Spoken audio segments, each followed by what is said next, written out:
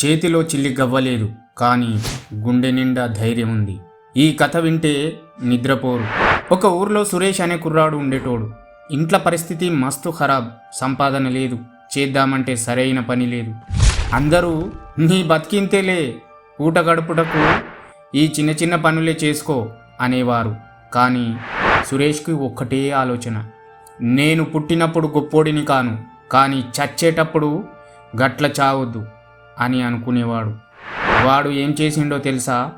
వాడి దగ్గర ఉన్న ఒక పాత ఫోన్ పట్టుకొని రోజు తన పనులకు పోయొచ్చినాక రాత్రిపూట నిద్రపోకుండా కొత్త విషయాలు నేర్చుకునేటోడు. ఊర్లో అందరూ వాడిని చూసి నవ్వుకునేటోళ్ళు. సురేష్ ఎవరి మాట వినలేదు. 2-3 ఏండ్లు కష్టపడ్డాడు. అందరూ పండుగలు చేసుకుంటుంటే వాడు మాత్రం పని చేసుకునేవాడు. అందరూ నిద్రపోతే వాడు మాత్రం నేర్చుకునేవాడు. ఒకరోజు అదే సురేష్ తన ఊర్లో 10 మందికి పని ఇచ్చే స్థాయికి ఎదిగిండు. అప్పుడు నవ్విన నోర్లే ఇప్పుడు వాడిని చూసి సలాం కొడుతున్నాయి.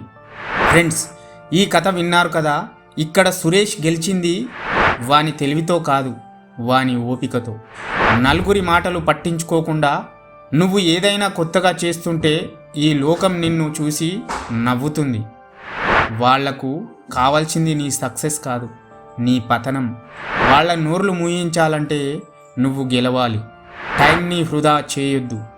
ప్రతిరోజు అందరికీ 24 గంటలే ఉంటాయి. ఎవడైతే ఆ టైంని పెట్టుబడిగా పెడతాడో వాడే రేపు గొప్పోడైతాడు. నీ మీద నీకు నమ్మకం ఉంటే చాలు. నీ దగ్గర పైసలు లేకపోయినా పర్వాలేదు, కానీ నేను సాధిస్తా అనే దమ్ము ఉండాలి. అదే నిన్ను నిలబెడుతుంది.